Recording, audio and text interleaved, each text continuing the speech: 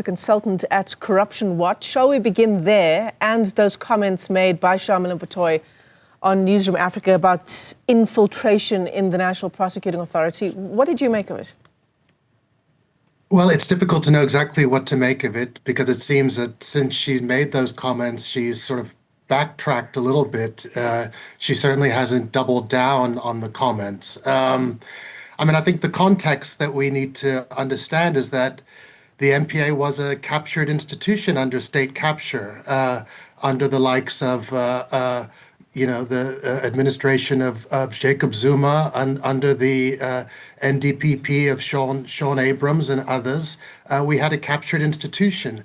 That institution was not subjected to standalone hearings at the Zondo Commission. In fact, the Zondo Commission took a little bit of a wide berth when it came to interrogating capture of the criminal justice system, whether it be the prosecuting authority or the police.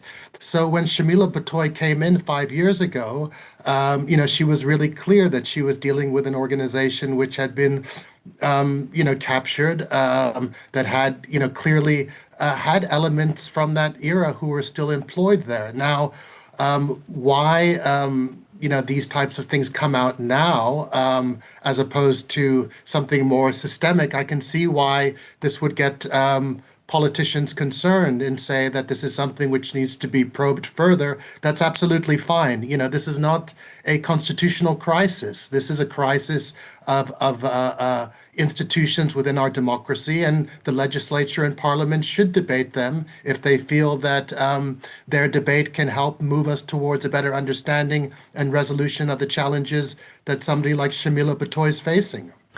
Yeah, as you say, it was after the spectacular, and I don't mean that as a compliment, I don't doubt that you won't take it as a compliment either, after Sean Abrams at the head of the NPA. Was it always going to be an incredibly difficult job, given the resource and other kind of lack that exists in the NPA to, for example, prosecute financial crimes successfully? Was it always going to take perhaps one tenure at the head of the NPA before we start to get things right? We've never had a national director since the dawn of democracy that's seen out their tenure. So there was political interference under the time of Bulelani Ngcuka. There was political interference under the time of Vusi Pikoli, and then we had a state capture. So we've had an institution, a new institution within our democracy, an institution which does have specific constitutional powers. It has the unique power to prosecute. That's had been plagued with political interference from inception.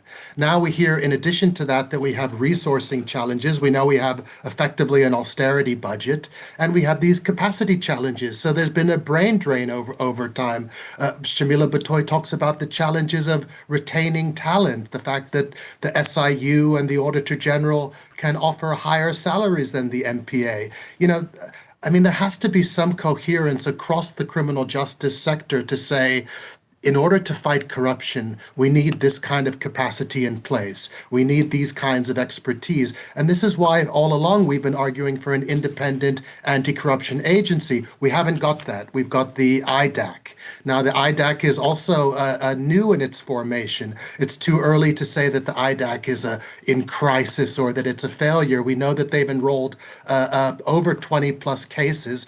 They need an opportunity now to pursue those cases, but they're on the back foot. The cases that have been enrolled, we know the Michelle Coco case that's happened. We know it happened with the New Lane investment case.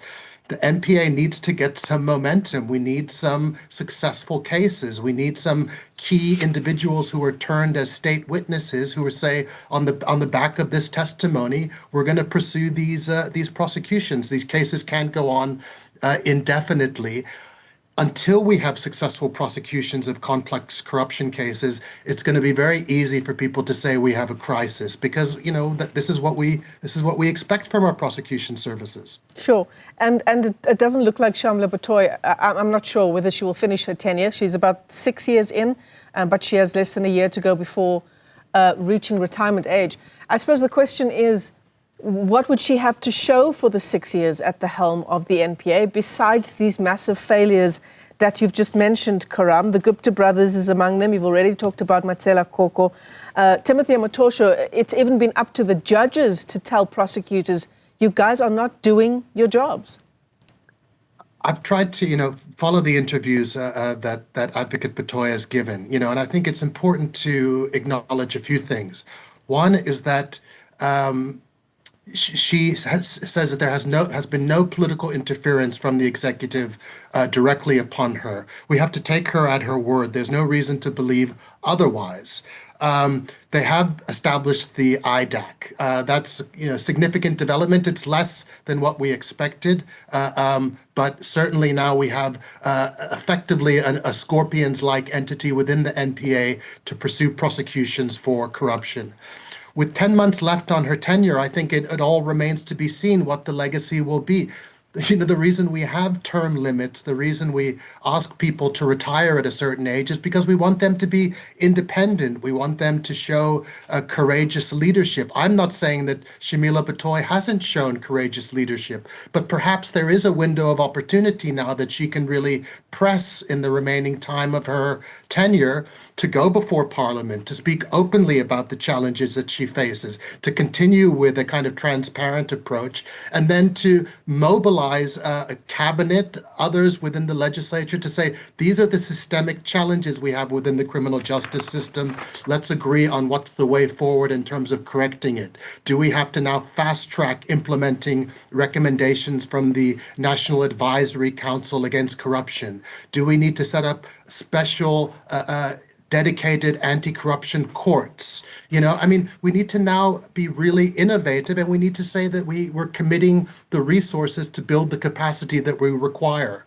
The NPA doesn't do a great job of being a cheerleader for itself. Neither does the Department of Justice. We know that there's been significant asset recovery in the period since state capture. So it's not just prosecutions. Prosecutions alone is not going to get us out of corruption. We also need to recover money. And people who are accountability within the system means that people have to, lose their jobs and, face sanction for professional misconduct. Yeah, absolutely. I suppose with the state capture issue, the big thing that's been on everyone's mind is, seeing these people in orange overalls, these people who sold our country to the highest bidder. And if Shamila Batohi were retiring today, outside of the Investigating Directorate Against Corruption, IDAC, the question would be, what else do you have to show, particularly insofar as state capture is concerned?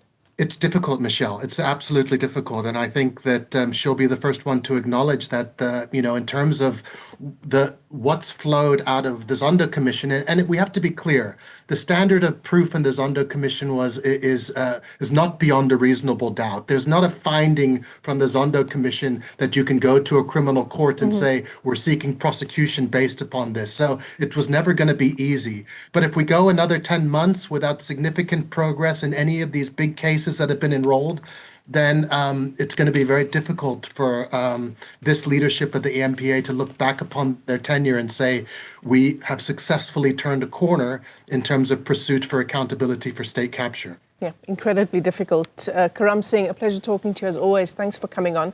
Karam is a consultant at Corruption Watch.